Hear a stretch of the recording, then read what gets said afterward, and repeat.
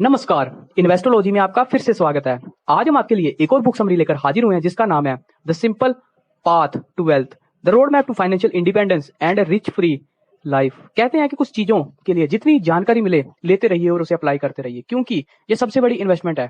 वैसे ही financial freedom achieve करने के लिए इन्वेस्टमेंट की जितनी जानकारी ली जाए उतनी ही कम है। तो आइए समरी की शुरुआत करते हैं, जिसे जेएल कॉलिंस द्वारा लिखा गया है। इस बुक के ऑथर बचपन से अपनी बेटी को पैसों के बारे में नॉलेज देना चाहते थे ताकि वो हमेशा ही फाइनेंशियल स्टेबल रहे। 2011 में जब कॉलिंस की बेटी कॉलेज से घर लौटी तो उन्होंने उससे कहा कि तुम्हें पता है कि तुम्हें अपने पैसों को कैसे मैनेज करना है, क्योंकि जिंदगी में पैसा कितना इंपॉर्टेंट होता है। इस पर उनकी बेटी ने जवाब दिया, हाँ डैड, मुझे पता है कि लाइफ में पैसा कितना इंपॉर्टेंट होता है, लेकिन मेरी लाइफ में और भी चीजें हैं करने के लिए पैसों के अलावा। ये सुनकर ऑथर को एहसास हुआ कि ये सारी फाइनेंशियल नॉलेज उन्हें लिखनी होगी ताकि कल को जब वो इस दुनिया में नहीं रहेंगे तो भी उनकी बेटी इस प्रोसेस को फॉलो करके फाइनेंशियल तौर पर इंडिपेंडेंट रह सकेगी। उसके बाद ऑथर ने सारी फाइनेंशियल नॉलेज इस बुक में लिख दी। इसी समरी में हम बात करने वाले हैं कि ऑथर के मुताबिक हम कैसे फाइनेंशियल फ्रीडम अचीव कर सकते हैं। ऑथर के हिसाब से फाइनेंशियल फ्रीडम अचीव करने के लिए दो फेजेस हैं। वेल्थ एक्यूमुलेशन, यानी पहले इतने पैसे इकट्ठे कर लो कि आपको कभी इसकी चिंता ना करनी पड़े। जब इतने पैसे जमा हो जाए तो उसके बाद आता है वेल्थ प्रिजर्वेशन, यानी उतने ही पैसे हर साल विड्रॉ करो ताकि आप जिंदगी भर फाइनेंशियल फ्री रह सकें। इस दुनिया में पैसा खर्च करना सबसे आसान काम है, लेकिन कमाना बेहद मुश्किल है। इसीलिए ये जरूरी है कि हम पैसे कमाने के इस आर्ट को समझें और इसके मास्टर बने। अगर हम इसे सीख नहीं पाए तो जिंदगी भर पैसों की गुलामी करनी पड़ेगी। वो कहानी तो सुनी होगी एक मॉन्क और मिनिस्टर की। होता ऐसे है कि मॉन्क और मिनिस्टर बचपन में बेस्ट फ्रेंड होते हैं, फिर दोनों बड़े हो जाते हैं, दोनों अपनी अपनी लाइफ में बिजी हो जाते हैं। मिनिस्टर एक राजा का एडवाइजर बनता है और शान शौकत की जिंदगी जीने लगता है, और दूसरा दोस्त एक मॉन्क की जिंदगी व्यतीत करने लगता है। कई सालों बाद पुराने दोस्त दोबारा मिलते हैं। मिनिस्टर को अपने दोस्त पर बहुत तरस आता है, वो सूख कर कांटा हो गया था। तो मिनिस्टर उसे सलाह देता है कि अगर वो भी राजा की सेवा करना सीख ले तो वो भी ठाट बाट से रह सकता है। मिनिस्टर की बात सुनकर मोह को बिल्कुल भी बुरा नहीं लगा। उसने मिनिस्टर दोस्त को कहा कि अगर वो भी रूखा सूखा खाकर खुश हो जाए तो उसे राजा के पास नौकरी करनी नहीं पड़ेगी। तो इस कहानी के हिसाब से आप क्या हो, मिनिस्टर या मोंक? ऑथर कॉलिंस तो खुद को एक मोंक समझते हैं।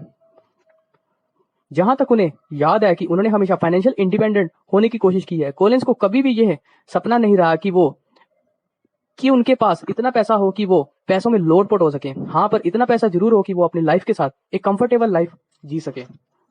तो आगे बढ़ते हैं और आगे बात करते हैं depth, the unessential acceptable burden. Collins जब ग्रेजुएट हुए तो उन्हें पहली बार अपना क्रेडिट कार्ड मिला था। क्रेडिट कार्ड मिलने से कॉलिंस बहुत ज्यादा खुश थे।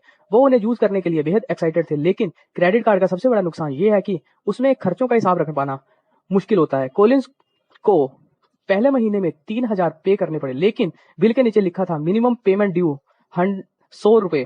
कॉलिंस को अपनी आंखों पर विश्वास नहीं हुआ। उन्होंने 3,000 रुपए की शॉपिंग की थी, पर हर महीने उन्हें 100 रुपए पे करने थे। मगर उन्हें इस बात का एहसास नहीं था कि बैंक ये कहकर उनका ध्यान भटकाने की कोशिश करते हैं कि हर महीने बस 100 रुपए पेमेंट करनी होगी, और जो पैसे कॉलिंस चुका नहीं पाए थे, यानी 2,900 रुपए, उस पर हर महीने इंटरेस्ट बढ़ता जाएगा। अपने आसपास देख लीजिए, हमें आसानी से ऐसे लोग मिल जाएंगे जो कर्जों पर ही जी रहे हैं, बल्कि ऐसे लोग कम ही मिलेंगे जिनके सिर पर कोई कर्जा ना हो। लोग उधारी के दम पर ही सही, पर अच्छी क्वालिटी ऑफ लाइफ जीना चाहते हैं। उधार या लोन लेकर आप कभी भी फाइनेंशियल इंडिपेंडेंस अचीव नहीं कर पाओगे। डेब्ट के जरिए आप अपनी परचेजिंग पावर को बढ़ा सकते हैं, लेकिन असल में उधार लेने का मतलब है कि आप वो पैसे खर्च कर रहे हो जो आपके पास है ही नहीं। लोन या उधार का एक साइड इफेक्ट ये भी है कि ये हम पर साइकोलॉजिकल प्रेशर क्रिएट करता है। इंसान हर वक्त स्ट्रेस में रहता है क्योंकि उसे यही टेंशन रहती है कि इंटरेस्ट कहां से चुकाएं। कॉलिंस अपने एक्सपीरियंस से यही कहेंगे कि कभी डेप्थ मत लो, जहां तक हो सके लोन या डेप्थ लेने से बचो। लेकिन आपके सिर पर अगर पहले से ही डेप्थ है तो कॉलिंस सलाह देते हैं कि अपने उधार को इंटरेस्ट रेट के हिसाब से पे करो। अगर आपका डेप्थ 3% से कम है तो मंथली पेमेंट सिस्टम बना लो और इन्वेस्टमेंट पर फोकस करो। अगर आपका डेप्थ 3 से 5% के बीच में है तो वही करो जो आपका कंफर्टेबल हो, जहां तो आप डेप्थ पे करो, जहां इन्वेस्टमेंट में। अगर आपका डेप्थ 5% से ऊपर है तो जल्द से जल्द अपना सारा कर्ज चुका दो। आगे समझते हैं how to think about money. FU money का फंडा कॉलिंस और उसकी फैमिली के लिए बहुत काम आया जब वो जॉबलेस थे। एफयू मनी को कॉलिंस एक्स्ट्रा मनी कहती हैं। इसकी शुरुआत तभी हो गई थी जब कॉलिंस एक जग प्रोफेशनल हुआ करते थे। असल में कॉलिंस को ट्रैवलिंग का बहुत शौक था। कॉलिंस रूटीन लाइफ से ब्रेक लेना चाहते थे। कॉलिंस ने अपने बॉस को 6 हफ्तों के लिए छुट्टी मांगी। उन्होंने ये तक कह दिया कि ये छुट्टी सारी अनपेड होगी, लेकिन उनके बॉस ने छुट्टी देने के लिए मना कर दिया। फिर क्या, कॉलिंस ने तुरंत रिजाइन कर दिया। उसके बाद उनके पास इतने पैसे थे कि वे जॉब से रिजाइन कर सकते थे। कॉलिंस वे सिंपल लाइफ जीते थे, लेकिन जिसकी वजह से उनके खर्चे भी कम थे। लेकिन इसी एफयू मनी उन्हें फाइनेंशियल फ्रीडम दी, तभी वो जॉब छोड़ने का डिसीजन ले पाए। अगर वो जॉब पर पूरी तरह से डिपेंडेंट होते तो शायद जॉब छोड़ने का सवाल ही पैदा ना होता। जैसे जैसे टाइम गुजरता गया, कॉलिंस अपने एफयू मनी को इन्वेस्ट करते गए और उसका पैसा साल दर साल बढ़ता गया। माइक टायसन दुनिया के बेस्ट और अमीर बॉक्सर थे। वो एक महीने में करीब $4 लाख खर्च करते थे। उन्हें महंगी चीजों का बहुत शौक था, लेकिन इतना पैसा कमाने के बावजूद माइक टायसन दिवालिया हो गए थे। चाहे उनके पास कितना भी पैसा क्यों ना हो, बगैर फाइनेंशियल प्लानिंग के बेहिसाब खर्च करोगे तो शायद बाद में कोड़ी कोड़ी के मोहताज हो जाओगे। इसी में आगे बात करते हैं, there's major market crash coming and even famous economist can't save you. Stock market के बारे में कई तरह की अफवाहें हैं। लोग अलग अलग थ्योरीज और राय देते रहते हैं। कॉलिंस आपको स्टॉक मार्केट की जानकारी कुछ इस तरह से देते हैं। सबसे पहली बात, मार्केट क्रैश एक ऐसी चीज है जो अवॉइड नहीं की जा सकती। दूसरी चीज, ये हमेशा याद रखो कि मार्केट रिकवर जरूर करेगा। तीसरी चीज, मार्केट हमेशा ऊपर जाता है, इसलिए इन्वेस्टर की जर्नी काफी अप डाउन से भरी रहती है। चौथी, एक बार आपने इन्वेस्ट कर दिया तो ये नहीं कि आपने सीखना छोड़ दिया, हमेशा एक्सपर्ट की सुने। Why most people lose money in stock market. जैसा बताया गया है कि पैसे खो देना इन्वेस्टमेंट का एक पार्ट है। अगर आपको ये बर्दाश्त नहीं होता तो बेहतर है कि आप इन्वेस्ट करने का आइडिया अपने दिमाग से निकाल दें। तो इसके लिए आपको कॉलिंस की गाइडलाइन फॉलो करनी चाहिए। पहली बात, मार्केट में एंटर करने का कोई राइट टाइम नहीं होता। क्या आप अपने माइंड में भी कुछ इस तरह की बातें आती हैं कि इन्वेस्ट तभी करो जब मार्केट हाई हो, तो जब मार्केट लो होता है तो आप इन्वेस्टिंग अवॉइड करते हो। दूसरी बात, ये मत सोचो कि आप इंडिविजुअल स्टॉक ले सकते हो। आपको हमेशा विनिंग स्टॉक में ही इन्वेस्ट करना है, लेकिन ये पता करना नामुमकिन है। प्रॉफिट लॉस तो इन्वेस्टिंग में लगा ही रहता है। तीसरी चीज है, बियर पर फोकस करो, उसके झाग पर नहीं। स्टॉक मार्केट में इस एग्जाम्पल को एक कहावत की तरह यूज किया जाता है। बियर मार्केट का एक्चुअल कोर है। आपका सारा फोकस और टाइम यही होना चाहिए, झाग तो पीछे का शोर है। Keeping it simple, consideration and tool. Collins का मानना है कि simplicity is good, simple and profitable. Investing की फील्ड में आप जैसे नए लोगों को इन 3 बातों और 3 टूल के बारे में जरूर जानना चाहिए। पहला, अभी आप अपने इन्वेस्टिंग लाइफ में कौन से स्टेज पर हो? क्या आप पैसे कमाने के लिए इन्वेस्ट कर रहे हो या अपनी वेल्थ को बचाने के लिए इन्वेस्ट कर रहे हो? दूसरी चीज, आप कितना रिस्क लेने के लिए तैयार हैं? तीसरी, आपकी इन्वेस्टमेंट लॉन्ग टर्म है या शॉर्ट टर्म? एक पॉइंट है जिस पर आपको गौर करना चाहिए, वो है एफयू मनी अहम होता है। अगर आपकी जॉब चली जाए, जहाँ कोई पर्सनल इमरजेंसी आ जाए, इसलिए उसके लिए आपको हमेशा तैयार रहना चाहिए। अभी हम इन 3 टूल्स की बात करते हैं। ये 3 टूल्स आपको अपने पोर्टफोलियो बनाने में मदद करेंगे। ये 3 टूल्स सुनने में काफी भारी भरकम लग सकते हैं। ये 3 टूल्स हैं, स्टॉक, बॉन्ड्स और cash. Stock long term investment के लिए अच्छे होते हैं। अगर आप राइट स्टॉक चूज करते हैं तो आपको बेस्ट रिटर्न मिलेंगे ही मिलेंगे। बॉन्ड्स बेसिकली वो पैसा है जो आप किसी को उधार पर दे रहे हो। अब ये उधार चाहे गवर्नमेंट को दें या किसी कंपनी को। डिफ्लेशन हैज की एक तरह एक्ट करता है। डिफ्लेशन के टाइम पर कैश होना अच्छा होता है। जितना प्राइस ड्रॉप होगा उतना ही आप कैश यूज कर पाओगे। कॉलिंस ने नोटिस किया है कि कैश में इंटरेस्ट रेट कम होता है, इसलिए वो अपने रीडर्स को ये सजेस्ट नहीं करते।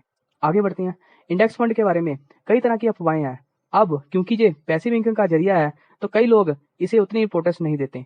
कई लोगों को ये पसंद नहीं है, वो इसलिए क्योंकि स्मार्ट लोगों को लगता है कि ये उनके लेवल के नीचे की चीज है। स्मार्ट लोग सोचते हैं कि इन्वेस्टिंग का मतलब है मार्केट को ओवर स्मार्ट करना, लेकिन इंडेक्स फंड को आप वेल्थ बढ़ाने और उसे सेव करने के लिए यूज कर सकते हो। कॉलिंस वेल्थ अक्यूमुलेशन यानी पैसे को जमा करना या उसे बढ़ाने को एक वेल्थ अक्यूमुलेशन पोर्टफोलियो कहते हैं। कॉलिंस कहते हैं कि आप अपना पैसा कहाँ कहाँ इन्वेस्ट करोगे ये आपके ऊपर है। तो यहाँ आप देख सकते हैं कि उन्होंने अपना पोर्टफोलियो कैसे बनाया। उन्होंने 75% पैसा स्टॉक्स में डाला है, 20% पैसा बॉन्ड्स में लगाया है और 5% पैसा लोकल बैंक में रख दिया। तो अगर आप अपने पैसों का सिर्फ 4% भी विड्रॉ करते हैं तो भी आपको कोई टेंशन नहीं होगी, आपका पोर्टफोलियो हमेशा ग्रो करता रहेगा। कंक्लूजन में, अंत में, तो सबसे पहले आपको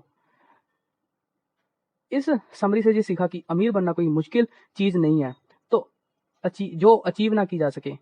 बस आपको पैसों के साथ अपना रिलेशनशिप और माइंडसेट चेंज करना है। आपको एक मोंग की तरह सिंपल लाइफ जीनी होगी। इससे आपको फाइनेंशियल फ्रीडम मिलेगी जो आप चाहते हो। दूसरी चीज जो आपको सीखनी है वो है कि एक अच्छी लाइफ जीने के लिए कोई उधार या लोन लेने की जरूरत नहीं है। तीसरी चीज, आपको पैसे को लेकर एक न्यू माइंडसेट के बारे में पढ़ा। पैसा सिर्फ खर्च करने की चीज नहीं है, बल्कि आपका पैसा आपको और पैसा कमा के दे सकता है। चौथी चीज आपने सीखी कि स्टॉक मार्केट से डरने की जरूरत नहीं है। पांचवी चीज जो आपने सीखी वो थी बातें, और 3 टूल्स थे जो आपको इन्वेस्टमेंट की हेल्प करते हैं, स्टॉक्स, बॉन्ड्स और कैश।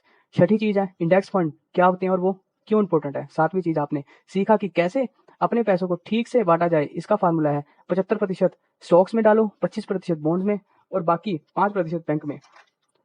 इसके अलावा मनी एक्यूमुलेशन फेज में हमें अपनी एनुअल एक्सपेंस का कम से कम 25 गुना इकट्ठा करना है। इसके लिए हम अपने पैसों को ग्रो कर सकते हैं और फाइनेंशियल फ्रीडम अचीव कर सकते हैं। एक बार हमने फाइनेंशियल फ्रीडम अचीव कर ली, यानी 25 गुना एनुअल एक्सपेंस का इकट्ठा कर लिया, तो उसके बाद हम अपने पैसों को डिवाइड कर सकते हैं 75% इंडेक्स फंड में, 20% बॉन्ड में और 75% कैश में। अब अगर हम 4% पैसे भी विड्रॉ करेंगे तो भी मोस्ट प्रोबेबली हमारे पैसे कभी खत्म नहीं होंगे। ये तो थी बुक समरी। आशा करता हूँ कि ये बुक समरी आपको अच्छी लगी होगी। आप किस बुक पर समरी सुनना पसंद करोगे, आप हमें कमेंट्स में बता सकते हैं। वीडियो अच्छी लगी हो तो वीडियो को अपने दोस्तों के साथ शेयर करना, वीडियो को लाइक करना, चैनल को सब्सक्राइब करना। धन्यवाद।